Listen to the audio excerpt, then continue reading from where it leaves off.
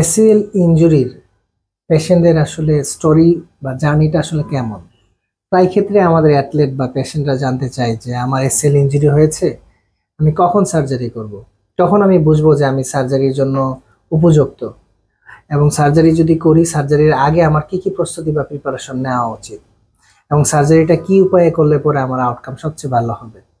Surgery করার পরে আমার কোনো ধরনের ফিজিওথেরাপির ভূমিকা আছে কিনা, এবং থাকলে সেগুলো হচ্ছে কি কি উপায়ে আমরা ফিজিওথেরাপিটা করব, কতদিন করব, এবং আমি কখন আবার খেলায় বা আবার নর্মাল জীবনে ফিরে যেতে পারবো, এবং কিভাবে বুঝবো যে আমি আসলে এসিএল সার্জারির পরে আবার ফিট হয়ে গেছি, আবার আমি সুস্থ হয়ে উঠেছি। সো এই নানাবিধ প্রশ্নের উত্তর পাবেন আমাদের আজকের একটা রিয়েল পেশেন্টের তার জার্নি, তার স্টোরিটা আমরা আমাদের সার্জন, পেশেন্ট এবং আমাদের যে রিহেব এক্সপার্ট ফিজিওথেরাপিস্টরা আছে সবাই মিলে আমরা শেয়ার করব এই গল্পটা। আশা করি আমাদের সকল এসিএল ইনজুরির পেশেন্ট এবং অ্যাথলেটরা এই ভিডিও থেকে উপকৃত হবে। আমাদের সাথে উপস্থিত আছে আমাদের পেশেন্ট, আমাদের রোগী, আমাদের ছোট ভাই আকিব। আকিবের পরিচয়টা বলো একটু। আমার নাম কাজী আকিব ইউসুফ, বর্তমানে পড়ালেখা করছি বিএড মেকানিক্যাল ডিপার্টমেন্ট প্রথম বর্ষে। সো আকিবই আমাদের আজকের মূল অবজেক্ট, যার এসিএল ইনজুরি হয়। এসিএল ইনজুরি তোমার কবে হয়েছে? আমার হয়েছে 2021 সালের শেষের দিকে। ঠিক আছে, আমাদের সাথে আরো উপস্থিত আছেন আমাদের মাই কেয়ার হেলথের হচ্ছে ফিজিওথেরাপিস্ট ডাক্তার ইমরান। ইমরান, তোমার পরিচয়টা বলো। আসসালামু আলাইকুম, আমি ইমরান বিন নোমান। আমি জাতীয় অর্থোপেডিক্স এবং পুনর্বাসন প্রতিষ্ঠান থেকে ব্যাচেলর ডিগ্রি সম্পন্ন করি। এরপরে বিকেএসপি থেকে এক্সারসাইজ ইন ফিজিওলজির উপরে ডিগ্রি অর্জন করি।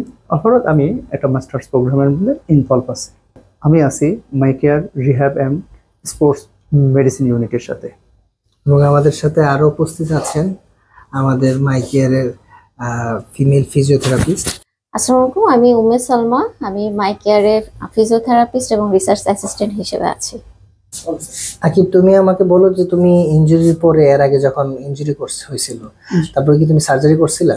হ্যাঁ, আমার ইনজুরি হয় 21-এর শেষের দিকে এবং আমি অপারেশন করি 22শে নভেম্বরের। কতদিন পরে সার্জারি করছো? প্রায় 1 বছর পরে। 1 বছর পরে সার্জারি? হ্যাঁ, আমার মাঝে এসএসসি পরীক্ষা ছিল, এই কারণে আর আমি অপারেশনটা করা হয় নাই। তখন সার্জারির পরে যেখানে সার্জারি করছিলা, সার্জারির আগে কি কোনো ফিজিওথেরাপি নিছিল, এক্সারসাইজ করছিলা? না, আমার ওই বিষয়ে কোনো ধারণাই ছিল না, এবং ডাক্তারও আমাকে এই বিষয়ে কোনো ইনফরমেশন দেয় নাই যে আমাকে আগে থেকে এটা প্রস্তুতি নিতে হবে, অপারেশনের প্রি প্রস্তুতি। আর সার্জারির পরে কি কোনো ফিজিওথেরাপি নিছিলা? না, আমার জাস্ট নিয়মিত কয়েকটা ব্যায়াম দিয়ে দিছিল, বলছিল এটাই করতে, ওইগুলো আমি করতাম। বাট কিছুদিন পরে দেখা গেল আমার পায়ে আমি আগের মতন বল পাচ্ছি না, এবং পায়ের পাওয়ার ফিরতেছে না, এবং এটার পাশাপাশি আমার একটা ইনফেকশন ধরা পড়ছিল। এটার কারণে আমি আর কি কিছুদিন যাওয়ার পর থেকে আবার আগের মতন পা, যেমন আগে পা ঘুরে যেত, পায়ে পেইন হতো, কিছুদিন যাওয়ার পর থেকে আবার এগুলো শুরু হয়ে যায়। তারপরে আমি মাই কেয়ারে আসি, সে মোহাম্মদ আবদুল্লাহ রাফি স্যারের মাধ্যমে আমি কনসালটেন্ট করি। এটার মাধ্যমে আমি ভাবছিলাম যে হয়তো প্রথমেই আমার অপারেশন করবেই, আমি প্রস্তুতিও নিয়েছিলাম, কিন্তু আমাকে স্যার বলল যে আগে তোমার প্রস্তুতি নিতে হবে যে তোমার দুই পায়ের মাসেল পাওয়ার ঠিক আছে কিনা। যদি অ্যাসিমেট্রিক বেশি ডিফারেন্স হয়ে যায় সেক্ষেত্রে অপারেশন করেও বেশি লাভবান হওয়া যাবে না, মানে পূর্বের অবস্থায় ফেরা খুবই টাফ হয়ে যাবে। সেজন্য আমার প্রায় 1 মাসের অধিক সময় ধরে আমার ফিজিওথেরাপি চলছে, এবং আমিও বাসায় অনেক ব্যায়াম করছি। তার মানে হচ্ছে এখানে ওর নিজের মুখ থেকে আমরা শুনলাম যে এখানে এসিএল ইনজুরির কিন্তু একটা খুবই বড় একটা সেন্টারে কিন্তু সে এসিএল ইনজুরির পরে সার্জারি করছে। আনফরচুনেটলি সে সার্জারির আগে এবং সার্জারির পরে কখনোই সে ফিজিওথেরাপি নেয় নাই, এবং সে জানতো না তার সার্জারির অবজেক্টিভস কি এবং সার্জারির আগে কি কি অবজেক্টিভস গেইন করা লাগে। তারপরও তার হিস্ট্রি থেকে আমরা শুনতে পাচ্ছিলাম যে সার্জারির পরে আবার সেটা ফেল করে। আমরা আমাদের সেন্টারে আসার পরপরই সে সার্জারির জন্য, রিভিশন সার্জারির জন্য আমাদের কাছে আসে।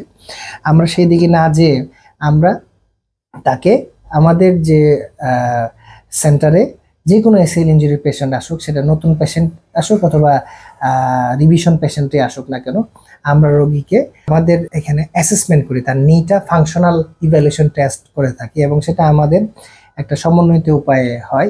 আমাদের রিহেব টিমের কাছে আমরা পাঠাই তাকে অ্যাসেস করার জন্য। সো আমি বলবো ইমরান, কি ইমরান তুমি হচ্ছে তাকে যখন হচ্ছে তোমাদের কাছে পাঠানো হয় তখন কিভাবে তোমরা অ্যাসেস করছো সেই জার্নিটা একটু শেয়ার করো। আমাদের কাছে একটা পেশেন্ট আসার পরে আমরা যে কাজটুকু করি, আমাদের নি ইভ্যালুয়েশন একটা ফ্রেমওয়ার্ক আছে। নি ইভ্যালুয়েশন ফ্রেমওয়ার্কের মাধ্যমে আমরা তাকে ইভ্যালুয়েট করি। ইভ্যালুয়েশনের দুইটা অংশ থাকে, একটা হলো সাবজেক্টিভ, একটা হলো অবজেক্টিভ। অবজেক্টিভ অ্যাসেসমেন্টের মধ্যে আমাদের কিছু গুরুত্বপূর্ণ বিষয় রয়েছে, যেটার মধ্যে সুইলিং খুব গুরুত্বপূর্ণ একটা বিষয়। নাম্বার 2 হলো রেঞ্জ অফ মোশন, এরপরে তার ইনস্ট্যাবিলিটি কতটুকু আছে সেটাও আমরা দেখি। সর্বশেষ আমাদের কাছে খুবই গুরুত্বপূর্ণ একটা জিনিস মাসেল অ্যাসেসমেন্ট। মাসেল অ্যাসেসমেন্ট এইটা যে কতটুকু গুরুত্বপূর্ণ এইটার বোঝানোর জন্য আমি একটা শব্দ ব্যবহার করি, মৃত জিনিসকে কখনো সুস্থ করা যায় না, আপনি সুস্থ জিনিসকে সুস্থ করতে পারবেন। সুতরাং মাসেল অ্যাসেসমেন্ট এই ধরনের একটা গুরুত্বপূর্ণ টেস্ট, যেটা আমরাই প্রথম বাংলাদেশে। মিস্টার কাজী আকিব বিন আশরাফ পেশেন্টকে যখন আমাদের ফিজিওথেরাপি ডিপার্টমেন্টে ইভ্যালুয়েশনের জন্য পাঠালো, তখন আমরা দেখলাম যে ফার্স্টে আমাদের টার্গেট ছিল উনি সেকেন্ড সার্জারির জন্য প্রিপেয়ার্ড কিনা এটা ইভ্যালুয়েট করা। তো আমরা আমাদের টার্গেট ছিল ওনার মাসেল অ্যাসিমেট্রি 10 থেকে 20%-এর মধ্যে যদি থাকে, দেন আমরা তাকে সেকেন্ড সার্জারির জন্য আমরা রেফার করতে পারবো। কিন্তু আমরা তখন তার মাসেল অ্যাসেসমেন্ট করে দেখি মাসেল মিটারের মাধ্যমে, তখন যে রেজাল্টটা পাওয়া গেল যে ওনার কোয়াড্রিসেপসে অ্যাভারেজে অ্যাসিমেট্রি ছিল 31.25% এবং হ্যামস্ট্রিংয়ে ছিল 50.40%। তার মানে উনি তখন সেকেন্ড সার্জারির জন্য প্রিপেয়ার ছিলেন না। দ্যাটস ওয়াই তাকে হচ্ছে আমরা প্রি অপারেটিভ রিহ্যাবিলিটেশনের জন্য ফিজিওথেরাপি ডিপার্টমেন্টে রেফার করি। তুমি কি একটু দেখাবা যে কিভাবে তোমরা হচ্ছে মাসেল পাওয়ার অ্যাসেসমেন্ট করো, এটা একটু দেখাও। আপনি হচ্ছে প্রথমে পজিশন নেন, হ্যাঁ এভাবে আপনার কোমরটা যেন কোনোভাবে, এবং আমি যখন আপনাকে শুরু করতে বলবো তখন হচ্ছে আপনি সম্পূর্ণ ফোর্স দিয়ে আপনার পাটাকে সোজা করবেন। ঠিক আছে, শুরু করুন। সো তুমি এখন তার নি এক্সটেনশন চেক করতেছো, এই তো? জি, আমরা এখন তার কোয়াড্রিসেপসের স্ট্রেংথ দেখছি, নি এক্সটেনশন চেক করে। ওকে, আমরা এখন ওনার হ্যামস্ট্রিং এর পাওয়ারটা দেখছি। আপনি পাটা উঁচু করেন, হ্যাঁ কোমরটা উঠবে না, ঠিক আছে। আমাদের এখানে নি অ্যাসেসমেন্ট ফ্রেমওয়ার্কের আরেকটা গুরুত্বপূর্ণ টুলস হচ্ছে যে digital lag meter assessment. So এখানে আমরা দেখার চেষ্টা করি তার যে টিবিয়াটা কত মিলিমিটার ট্রান্সলেশন হচ্ছে, ডিগ্রি অফ ট্রান্সলেশনটা আমরা কোয়ান্টিফাই করার চেষ্টা করি। এই ধরনের ডিভাইস আমাদের বাংলাদেশে আমাদের সেন্টারে আছে। সো ইমরান একটু দেখাও কিভাবে আমরা অ্যাসেস করি। সো এখানে ইমরান তার একটা নিতে তার ডিগ্রি অফ ট্রান্সলেশনটা হচ্ছে মেজার করতেছে, মেজার করো। সো আমরা সেম মেজারমেন্টটা অন্য লিম্বেও মেজার করব, মেজার করে দেখার চেষ্টা করব যে আসলে দুই লিম্বের মাঝখানে কত মিলিমিটার ট্রান্সলেশনের ডিফারেন্সটা আছে। এই ডিফারেন্সটা দেখে আমরা বোঝার চেষ্টা করব এটা কি কমপ্লিট ইনজুরি নাকি এখানে কোনো ইনজুরি নাই। সো ও যখন তোমাদের কাছে আসে তখন ওর প্রথম সার্জারির পরে ওর ট্রান্সলেশন কত পাইছিল? সেক্ষেত্রে সাউন্ড লিম্ব এবং ইনজুর্ড লিম্বের মধ্যে ডিফারেন্স ছিল 4-এর বেশি। 4-এর বেশি ছিল, তার মানে 4-এর বেশি থাকা মানে হচ্ছে তার ওই এসএল অলরেডি ফেল করছে। সো এই ডাটাটা কোথায়? আমাদের আবার সফটওয়্যারে চলে যাচ্ছে। আমাদের নিজস্ব সফটওয়্যার আছে, সেখানে হচ্ছে এই ডাটাটা আমরা এন্ট্রি করছি এবং এই রেকর্ডটা সবসময় রেখে দিই। উনি যতবারই আমাদের এখানে টেস্ট করতে আসবেন এই রেকর্ডটা থাকবে আমাদের কাছে। তার মানে তার নি হ্যামস্ট্রিং, কোয়াড্রিসেপসের মাসেল পাওয়ার, তার ল্যাক মিটারের রিপোর্ট, হ্যাঁ সবগুলোই আমাদের ডাটাবেজে থাকবে এবং আমাদের সিকোয়েন্সিয়াল এক্সামে আমরা কম্পেয়ার করতে পারবো তার প্রোগ্রেশনটা আসলে কেমন হচ্ছে। সো তার পরবর্তীতে তোমরা হচ্ছে তার এক্সটেন্সিভ রিহ্যাব করে তুমি মোটামুটি 1 মাস ফিজিওথেরাপি করো, হয়তো 1 মাস ফিজিওথেরাপির পরে তোমার পরে আবার কি হচ্ছে অ্যাসেসমেন্ট করা লাগছে কিনা? হ্যাঁ, আমার সার্জন আবার আছে মাসেল অ্যাসেসমেন্টের জন্য পাঠাই এবং আলহামদুলিল্লাহ আমি 1 মাসে ফিজিওথেরাপির মাধ্যমে আমি কাঙ্ক্ষিত আছে মাসেল পাওয়ারটা গেইন করতে পারি। এই সিচুয়েশনে আমার কাছে তিনি যখন আসেন আমি তখন দেখতে পাই যে ওনার এই যে উপরের যে মাংসপেশিটা যেটার নাম হলো কোয়াড্রিসেপস মাসেল, কোয়াড্রিসেপসের 4টা মাসেলের মধ্যে দেখা যায় যে প্রত্যেকটা মাসেলই খুব শুয়ে পড়ছিল, অর্থাৎ প্রচুর পরিমাণে ওয়াস্টিং ছিল। তার যে ভালো যে অংশটা ছিল, ভালো অংশটার সাথে আমরা অন্য যে অংশটা আছে এটাকে যখন আমরা দেখতে চাই এত বেশি পরিমাণে ওয়াস্টিং ছিল, যার জন্য উনি এই পাটাকে যথাযথভাবে উঠাতে পারতেছিলেন না। এরপর আমরা যে এক্সারসাইজগুলো দেওয়ার পরে ওনার রেঞ্জ অফ মোশনগুলো গেইন করে, উনি ইনস্ট্যাবিলিটি গেইন করে, অ্যাসোসিয়েটেড যে সমস্যাগুলো ছিল এগুলো মোটামুটি আমরা দূর করতে সক্ষম হই। আমাদের এত কিছুর পরে আমরা তখন সার্জনের কাছে আবার রিকল করি। ওনার কাছে পাঠানোর পরে সার্জন তখন সিদ্ধান্ত নেন যে আসলে এখন যে পরিমাণ মাসেল পাওয়ার দরকার সেই পরিমাণ মাসেল পাওয়ার দিয়ে অপারেশন করা সম্ভব। সেটা কতটুকু হয় তার পাওয়ার? মানে সেকেন্ড স্টেজে যাওয়ার পরে তখন তার মধ্যে এসিমেট্রিক কোয়াড্রিসেপসে দেখা যায় 12.32%, এভারেজ নি হ্যামস্ট্রিং এ ছিল 8% ডিফারেন্স। তার মানে আমরা হচ্ছে তার যে মাসেলের টার্গেট ছিল আমাদের 10 to 20% ডিসক্রিপেন্সি, যেটাকে আমরা লিম সিমেট্রি ইন্ডেক্স বলি, সেটা কিন্তু আমরা গেইন করতে সমর্থ হই। তারপরে আমরা সার্জারি করি এবং আমরা সার্জারি কিভাবে করি সেটা আমরা এখন বলবো।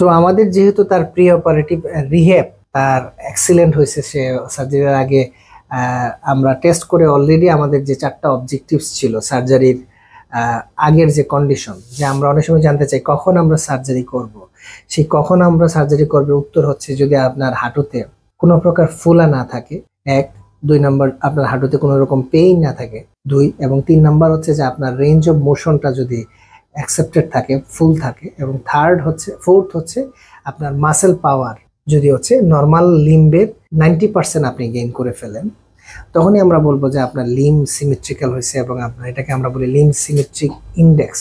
এবং ওই অবস্থায় যখন যাবে তখনই আমরা সার্জারিটা করে থাকি। এবং আজকে আমরা তাদের এই প্রিপারেশনের পরেই কিন্তু তাকে সার্জারি করি। এখন আমাদের কাছে অনেকেই প্রশ্ন করে সার্জারিতে আসলে কি কি গুরুত্বপূর্ণ ভূমিকা আছে, যেগুলা সার্জারিতে কোন কোন ফ্যাক্টরগুলো আমাদের আউটকাম আসলে চেঞ্জ করে। তা আমরা তাকে সার্জারি করলাম। সার্জারি যেহেতু তারটা রিভিশন কেস, আমাদেরকে অনেকগুলি জায়গায় চিন্তা করা লাগছে সার্জারির ক্ষেত্রে। প্রথম বিষয়টা হচ্ছে যে আমাদের যে গ্রাফটটা অনেক বেশি ঠিক হইতে হবে, যেহেতু তার একবার গ্রাফট নেওয়া হয়েছে, তার অলরেডি হ্যামস্ট্রিং গ্রাফট নেওয়া হয়েছে। আমরা তাকে হচ্ছে আরও রিভিশন কেস হতে আমরা তাকে পেরোনিয়াস লঙ্গাস গ্রাফট নিয়েছি এবং তার গ্রাফটের থিকনেস ছিল অনেক বেশি, অ্যাবাউট 9 মিলিমিটারের মতন তার থিকনেস ছিল। সো একটা স্ট্রং গ্রাফট নেওয়া গুরুত্বপূর্ণ। সেকেন্ড হচ্ছে গ্রাফটটা যেন আবার ফেল না করে, ওখানে আমরা তাকে হচ্ছে ফাইবার টেপ জাতীয় হচ্ছে একটা জিনিস, সেটাকে আমরা বলি ইন্টারনাল ব্রেস বা ফাইবার টেপ, এটা তাকে আমরা দিই যেন হচ্ছে তার গ্রাফটটা প্রিমেচিওর রাপচার হওয়ার সুযোগটা আসলে কমে যায়। অ্যান্ড থার্ড যে বিষয়টা, আমরা গ্রাফটের যে টানেল প্ল্যানিংটা ঠিক মতো করা লাগছে, যেহেতু আগে থেকে তার এখানে হচ্ছে টানেল ক্রিয়েট করা ছিল। সো আমরা আগেই তাকে সিটি স্ক্যান করে তার টানেল ওয়াইডেনিং হয়েছে কিনা বা টানেলের বোন কোয়ালিটি কেমন এগুলি চেক করছি, এবং সে অনুযায়ী আগে থেকে আমরা প্ল্যানিং করছি যে তার টানেলটা কোন দিক দিয়ে করলে পরে টানেলটা জ্যামিং হওয়ার সম্ভাবনা বা টানেল লুজেনিং হওয়ার সম্ভাবনা কম থাকবে। অ্যান্ড ফোর্থ যে ব্যাপারটা সেটা হচ্ছে গ্রাফ ফিক্সেশন ডিভাইস। আমরা এখানে উপরে বাটন দিই এবং বাটন দেওয়া হয় অ্যাডজাস্টেবল বাটন, এবং নিচে আমরা ডাবল ফিক্সেশন করি। এখানে একটা টিবিয়াল পোস্ট দেওয়া হয় এবং এখানে টানেলের টিবিয়াল স্ক্রুও আছে। সো এখানে আমরা ডাবল ফিক্সেশন করি। ডাবল ফিক্সেশন করার উদ্দেশ্য হচ্ছে যে আমার গ্রাফটা যেন হচ্ছে ফেল করার সম্ভাবনা কম থাকে। তার মানে এখানে আমরা 4টা প্রিপারেশন কিন্তু নেই। নাম্বার 1 হচ্ছে গ্রাফ সিলেকশন, গ্রাফটা মোটা হতে হবে।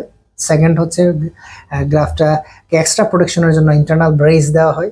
থার্ড হচ্ছে টানেল প্ল্যানিংটা অ্যাপ্রোপ্রিয়েট করা হয়, এবং ফোর্থ হচ্ছে তার graft fixation device adjustable button use করা হয় এখানে, এবং তার সাথে তাকে ডাবল ফিক্সেশন করা হয় একই সাথে পোস্ট এবং একই সাথে স্ক্রু দিয়ে, যেন তার রাপচার রেটটা কমে আসে। তারপরে আমরা যেটা শুরু করি, তাকে সার্জারির পরে আবার তাকে রিহ্যাবিলিটেশন প্রোটোকলের মধ্যে দিয়ে যায়। তুমি একটু বলো তো, সার্জারির পরের যে রিহ্যাবিলিটেশন বা এক্সারসাইজ ফিজিওথেরাপি, এটা কি তুমি হচ্ছে মানে তোমাকে আগে আমরা বলছিলাম যে সার্জারির পরে ফিজিওথেরাপি লাগবে? হ্যাঁ, আমাকে আগে থেকে বলা হয়েছে যে সার্জারির পরে মিনিমাম 4 থেকে 5 মাস আছে ফিজিওথেরাপির মধ্যে যাইতে হবে, যাতে আমার রেঞ্জ অফ মোশন, আমার পায়ের মুভমেন্টগুলো ঠিক থাকে, পায়ের মাসেল পাওয়ার আগের মতন ফিরে আসে, এবং আমি যেন আবার স্পোর্টসে ফিরে যেতে পারি। মানে তুমি জানতা যে আসলে তোমার কোন কোন গোলগুলা গেইন করা লাগবে, এই তো? সো আমাদের পেশেন্টরা কিন্তু সে আগে একবার সার্জারি করছে, তার মতো একটা এডুকেটেড ছেলে, সে জানতো না তাকে কি গেইন করা লাগবে এবং তার গোলটা কি সার্জারি। তো এটা কিন্তু সে জানছে আমাদের মাধ্যমে সার্জারির আগে যে তার 4-5 মাস ফিজিওথেরাপি নেওয়া লাগবে। এবং রিহ্যাবটা কি তোমার সার্জারির পর দিন থেকে শুরু হয়েছিল? হ্যাঁ, আমাদের সার্জারির পর দিন থেকে আমাদের মাই কেয়ারের ফিজিওথেরাপিস্ট আমার আছে ফিজিওথেরাপি শুরু করে, এবং এটা প্রায় এখনো পর্যন্ত চলতেছে। সার্জারির পরের রিহ্যাবিলিটেশনটা আসলে কখন হবে, কিভাবে হবে, এবং তার জন্য বেস্ট এভিডেন্সটা কীরকম, সেই বিষয়গুলো আসলে আমরা আমাদের মাই কেয়ারে যেন প্রপার এভিডেন্স বেসড হয়, সেজন্য আমাদের মাই কেয়ারের sports medicine specialist, sports physio, sports সার্জনরা সারা পৃথিবীর অসংখ্য আরসিটি এবং data, clinical practice guideline review করে আমরা বাংলাদেশে প্রথমবারের মতন, আমার সম্ভবত এই সাউথ এশিয়া রিজিয়নে বাংলাদেশে একমাত্র মাই কেয়ার হেলথেরই হচ্ছে প্রথম এই কাজটা করে দেখিয়েছি। সেটা হচ্ছে ইন্টিগ্রেটেড মাসকুলোস্কেলেটাল রিহ্যাব প্রোটোকল, আমরা এটাকে বলে আইএমআর প্রোটোকল। আমাদের নিজস্ব প্রপার গাইডলাইন আছে, নিজেদের গাইডলাইন আছে। সেই গাইডলাইনে আমরা কখন, কিভাবে, কোন উপায়ে, কোন ফিজিওথেরাপি দিব, কোন এক্সারসাইজ করাবো, এবং সেগুলা বৈজ্ঞানিকভাবে স্বীকৃত এবং এভিডেন্স বেস কিনা, সেটা আমরা করি। সো আমরা এখন আমাদের রিহ্যাব এক্সপার্টদের থেকে শুনবো তারা কিভাবে সেই রিহ্যাবিলিটেশনটা আসলে করে এবং তার ক্ষেত্রে কিভাবে করছিল। মাই কেয়ার হেলথে আমরা পোস্ট অপারেটিভ রিহ্যাবিলিটেশন সার্জারির 24 ঘন্টার পরেই শুরু করে দিই। এক্ষেত্রে আমরা হাঁটুর সোয়েলিং এবং পেইন কমানোর জন্য ক্রায়োথেরাপি সাজেস্ট করি। আমাদের যদি কম্প্রেসিভ ক্রায়োথেরাপিটা অ্যাভেলেবেল থাকে তাহলে আমরা সেটাই অ্যাপ্লাই করি, আদারওয়াইজ আমরা পেশেন্টকে সাজেস্ট করি আইস প্যাক অ্যাপ্লাই করতে। সেক্ষেত্রে 3 ঘন্টা পর পর 15 থেকে 20 মিনিট পর্যন্ত আইস প্যাকটা অ্যাপ্লাই করতে বলি। এবং আরও কিছু নিয়মকানুন পেশেন্টদেরকে বলে দিই, যেমন তার নিটা হচ্ছে এলিভেট করে রাখতে হবে, কিন্তু নিয়ের নিচে কোনো সাপোর্ট দেওয়া যাবে না, সাপোর্টটা শুধুমাত্র অ্যাঙ্কেলে দিতে হবে, কারণ পরবর্তীতে এটা এক্সটেনশনে প্রবলেম করতে পারে। এরপর আমরা পেশেন্টের কোয়াড্রিসেপস এবং হ্যামস্ট্রিং মাসেলকে রিঅ্যাক্টিভেট করার জন্য কিছু এক্সারসাইজ সাজেস্ট করি, এবং পেশেন্টকে আমরা হোম এক্সারসাইজ প্রোগ্রাম সাজেস্ট করি। সেক্ষেত্রে আমরা তিনি বাড়িতে 0 থেকে 14 ডেজের মধ্যে পরবর্তী 2 সপ্তাহ কি কি করবেন সেটা তাকে ভালোভাবে বুঝিয়ে দেওয়া হয়। 14 ডে পরে পেশেন্ট যখন সেলাই কাটার জন্য যখন আমাদের কাছে আসে, সেলাই কাটার পরে আমরা তাকে পুনর্বাসন করার জন্য স্বাভাবিক যে এক্সারসাইজগুলো আছে সেই এক্সারসাইজগুলো সাজেস্ট করি। এর মধ্যে কিছু উল্লেখযোগ্য এক্সারসাইজ।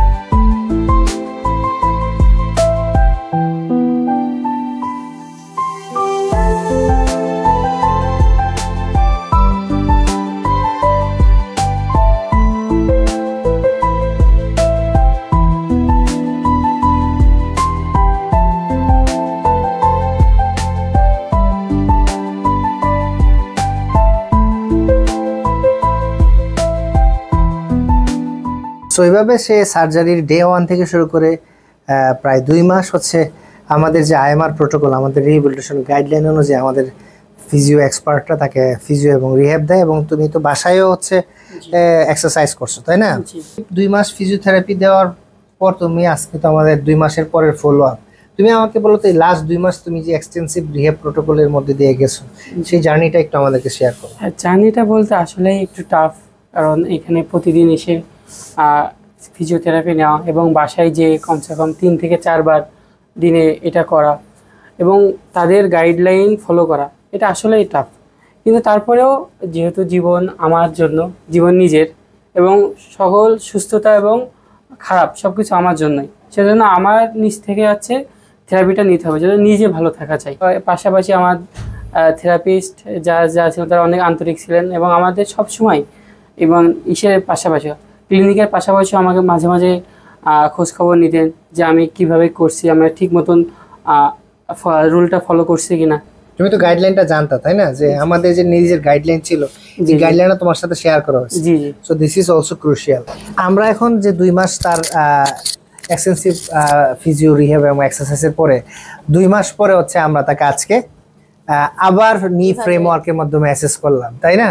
তো এই অ্যাসেসমেন্টটা আমরা মাসেল মিটার ইউজ করছি। মাসেল মিটার দিয়ে তাকে তার মাসেল পাওয়ারগুলা দেখার চেষ্টা করছি যে তার লিম সিমেট্রিটা আসলে ঠিক হয়েছে কিনা।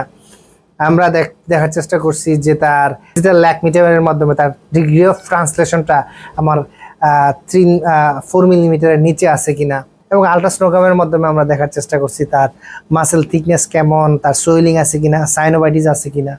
সো এই বিষয়গুলো আমি বলবো যে আজকের মাসেল মিটারের রেজাল্টটা কি, একটু আমাকে সালমা বলো তো। আজকে পেশেন্ট প্রায় 2 মাস আমাদের এখান থেকে পোস্ট অপারেটিভ রিহ্যাব নেওয়ার পরে আমরা তার আরেকবার ইভালুয়েশন করি, এবং এই ইভালুয়েশনে মাসেল মিটার অ্যাসেসমেন্টে যে রেজাল্টটা আসছে সেটা হচ্ছে তার কোয়াড্রিসেপসের অ্যাসিমেট্রি আসছে 4.88%, যেটা ফার্স্ট আমরা যখন ইভালুয়েশন করি তখন ছিল প্রায় 31%। তো এটা খুব সিগনিফিক্যান্ট একটি রেজাল্ট। এবং হ্যামস্ট্রিংয়ের অ্যাসিমেট্রি আসছে 8.44%।